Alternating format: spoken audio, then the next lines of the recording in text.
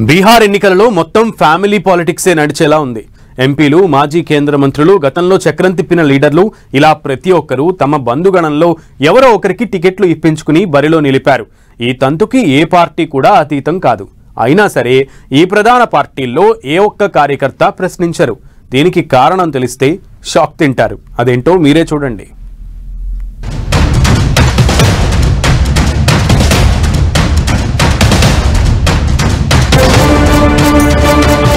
ఎన్నికలకు సీట్లు, అభ్యర్థులు ఖరారు కావడంతో ప్రధాన పార్టీలు ప్రచారంలో నిమగ్నమయ్యాయి.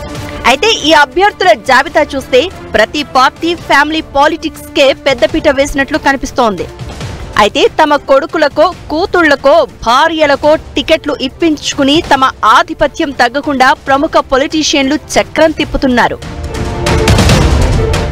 ఆర్జేడీ నుంచి లాలూ ప్రసాద్ యాదవ్ కుమారుడిగా తేజస్వి యాదవ్, మహ్మద్ షాబుద్దీన్ కొడుకు ఒస్సామా సాహబ్ రంగంలో ఉన్నారు.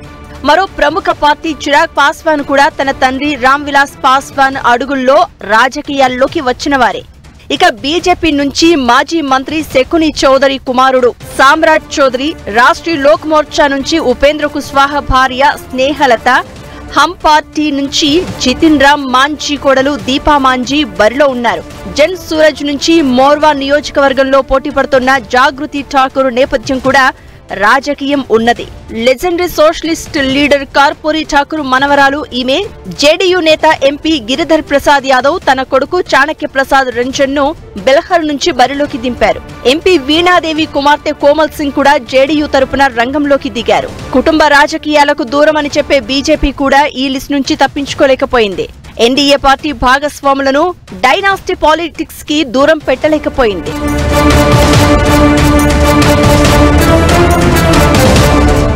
ఇంకా దారుణమైన విషయం ఏంటంటే మొత్తం బీహార్ పాపులేషన్ లో కేవలం 14.71% మాత్రమే 10th క్లాస్ వరకు చదివినట్లు లెక్కలు చెప్తున్నాయి.